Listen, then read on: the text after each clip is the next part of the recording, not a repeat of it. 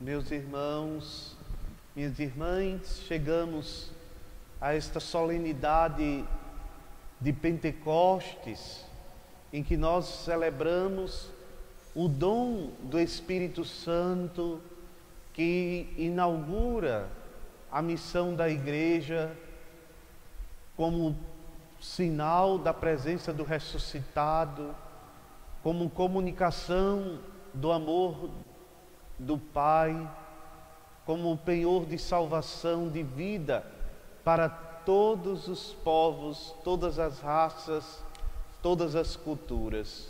De fato, a celebração da solenidade de Pentecostes nos coloca dentro desta perspectiva da universalidade da salvação.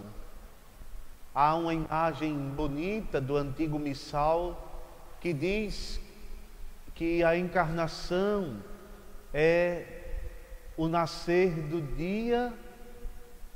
Podemos dizer que Pentecostes é o meio-dia, onde tudo se torna agora claro por conta desta luz do alto, por conta deste dom do Espírito da verdade, do Espírito Consolador, do Espírito que é força de Deus, que vem em socorro da nossa fraqueza, deste Espírito que, como nós escutamos, é o sopro de vida divino, é o respiro que dá sentido e dá esperança aos nossos corações.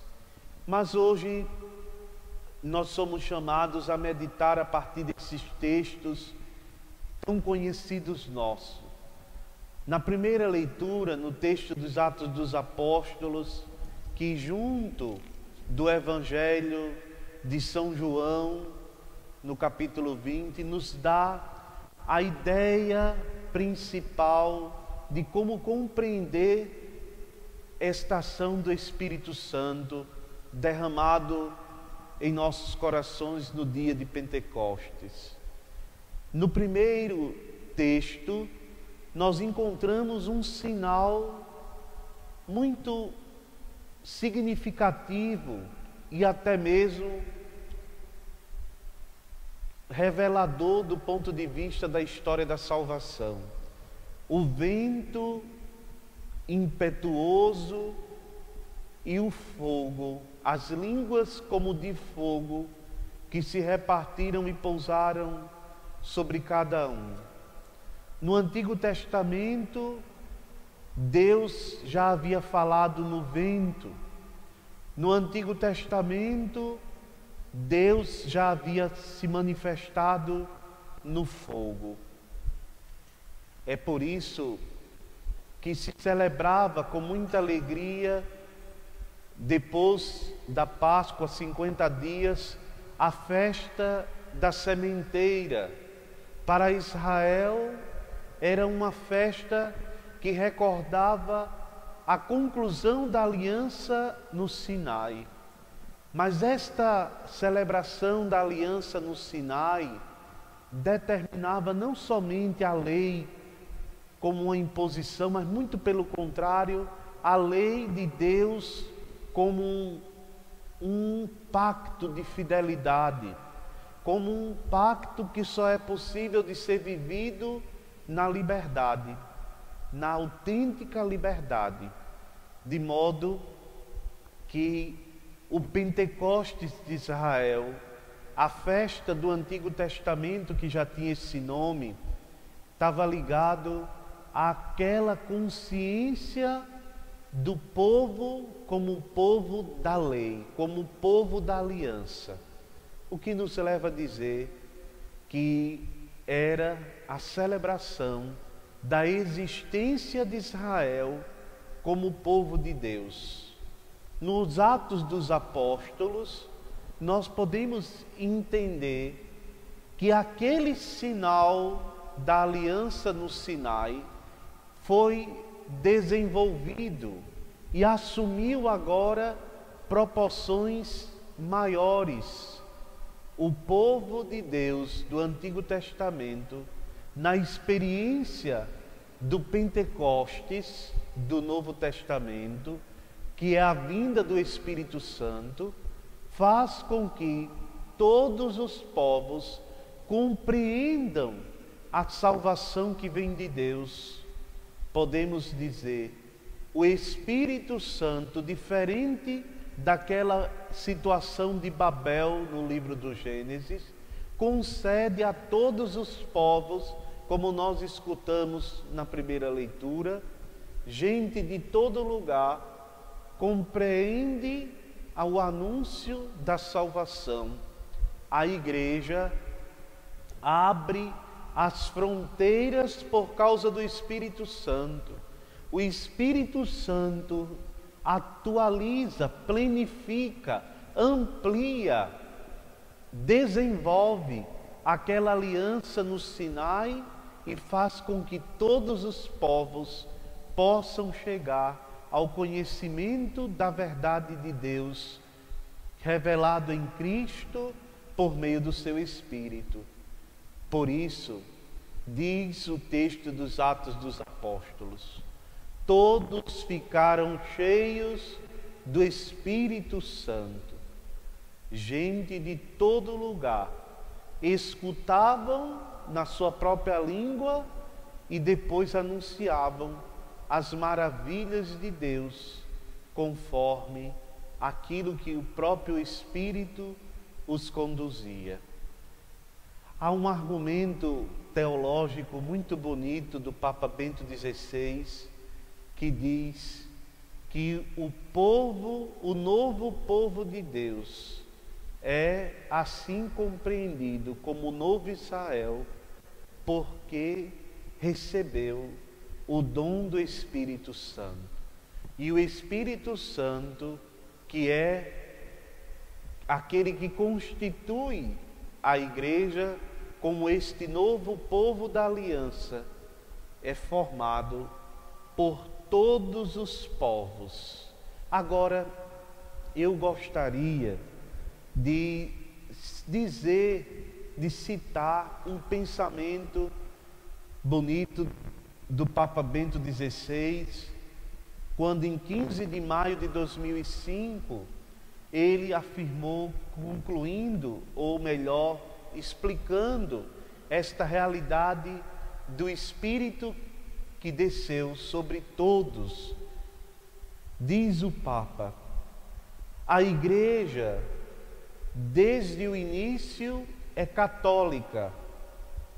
Esta é a essência mais profunda. Na segunda leitura, São Paulo explica e realça isso quando diz: de fato, num só Espírito, fomos todos batizados para formar um só corpo, judeus e gregos, escravos e livres, e todos bebemos de um só Espírito. Da segunda leitura de hoje. A Igreja deve tornar-se sempre de novo aquilo que ela já é. Deve abrir as fronteiras entre os povos e romper as barreiras entre as classes e as raças. Nela não pode haver esquecidos nem desprezados.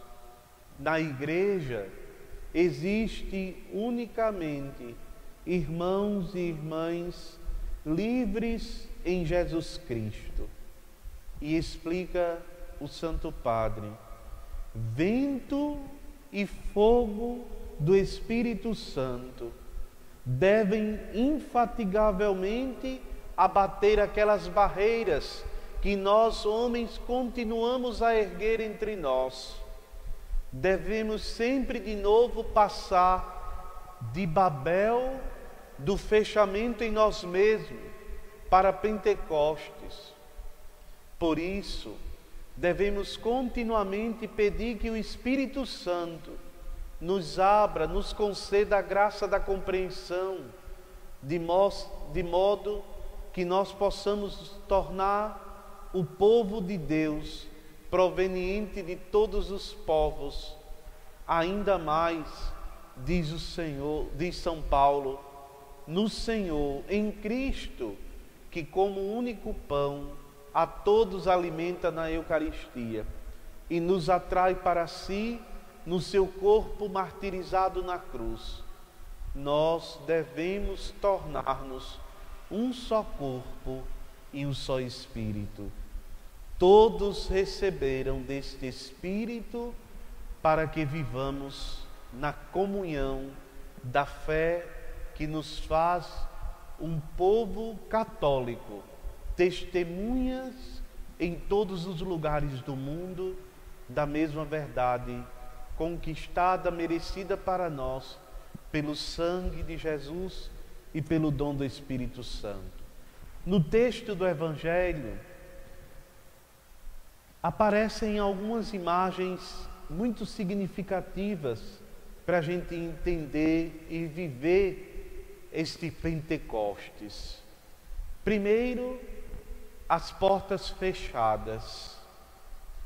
O Papa Bento já havia dito, eu citei, que o Espírito vence as barreiras levantadas por nós mesmos. Não há porta fechada que possa impedir o anúncio do Evangelho. Nesses dias em que também nós experimentamos as portas fechadas das nossas igrejas, o Espírito Santo suscita entre nós a criatividade, a coragem para não esmorecermos diante das dificuldades deste tempo de pandemia. Não há nada que impeça a igreja de ser igreja. Não há nada que possa destruir a missão que nos foi dada por meio do Espírito Santo. Por isso, a igreja nunca será de portas fechadas, no sentido próprio teológico e espiritual, no sentido amplo e por isso mesmo no sentido desta plenitude da revelação do Espírito que nos foi dado como penhor de salvação, coragem, anúncio, testemunho missionário. Igreja que abre-se ao mundo, igreja que anuncia o Evangelho e que suplica sempre ao seu Senhor para que Ele, como destruiu as portas do inferno, nós não podemos mais colocar portas que nos impeçam para anunciar a boa nova da salvação. Depois há uma segunda imagem muito bonita que se repete no Evangelho, a saudação de Jesus: a paz esteja convosco.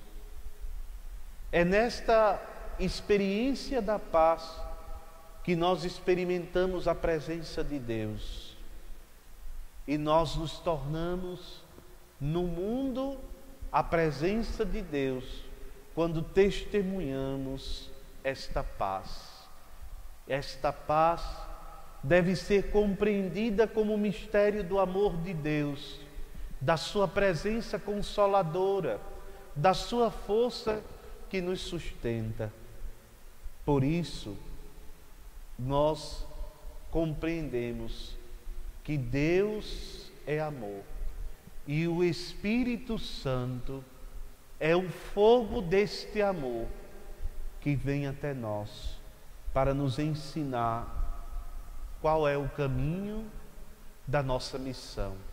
Portadores da paz, homens e mulheres da esperança, ameaçados de todas as formas, entristecidos pelas circunstâncias do tempo, mas não destruídos, fortalecidos em meio ao combate pela certeza de que o Senhor, com a sua paz, que é seu Espírito, habita em nós. Mas o texto nos recorda também a nossa missão. E esta missão é dada por meio de dois sinais: o sopro e o perdão. De fato, Jesus, no versículo 22 do Evangelho de São João, depois de ter saudado-os com a paz e os enviado, Jesus soprou sobre eles e disse: recebei o Espírito Santo. A quem perdoardes os pecados, eles lhes serão perdoados. O Senhor não somente nos deu a paz, mas Ele fez com que, por meio deste sopro, a Igreja fosse capaz de levar a paz por meio do perdão. O Espírito Santo, o sopro de Jesus, é uma alusão à vida nova, como Deus havia soprado nas narinas do primeiro homem, daquele que havia sido formado do pó da terra, no livro do Gênesis, no capítulo 2, no versículo 7. Hoje, Pentecostes, o sopro de Jesus, nos ensina que o homem é esta criatura misteriosa que provém totalmente da terra, mas no qual foi posto o sopro de Deus. Termino com as palavras admiráveis do grande teólogo Papa Bento XVI. Jesus sopra sobre os apóstolos e dá-lhes de maneira renovada maior o sopro de Deus. Nós, homens, não obstante todas as suas limitações, existe algo agora absolutamente novo: o sopro de Deus. Pentecostes significa isso: a vida de Deus habita em nós, o sopro do seu amor, da sua verdade e da sua bondade. Assim podemos ver aqui a alusão, recorda o Papa, do batismo, da confirmação, que é a nova pertença a Deus que o Senhor nos concedeu. O texto do Evangelho convida-nos a isto, a viver sempre no espaço do sopro de Jesus Cristo, a receber vida dele, de modo que ele inspire em nós a vida autêntica, a vida da qual morte alguma pode privar. Com o seu sopro, com o dom do Espírito Santo, o Senhor relaciona o poder de perdoar. O perdão vem da cruz. Ele transforma o mundo com o amor que nos doa. Por isso, o Pentecostes é o dom do Espírito Santo que, derramado em nossos corações, nos leva a compreender o coração aberto de Cristo na cruz. É a porta pela qual entra no mundo a força do seu Espírito, a graça do perdão, a vida que nos sustenta, o dom verdadeiro que nos faz homens e mulheres do céu, homens e mulheres da comunhão, porque somos formados agora na vivência verdadeira do Espírito de vida e de salvação que foi derramado em nossos corações. Por isso, vem Espírito Santo. Tu és a nossa força, Tu és a nossa luz, a cura que precisamos. Tu dobra os nossos corações, aquece o nosso frio. Tu nos conduz nesta vida por meio de vossos dons, para que um dia possamos ter uma santa morte e a alegria do céu. Louvado seja nosso Senhor Jesus Cristo. Para sempre seja louvado.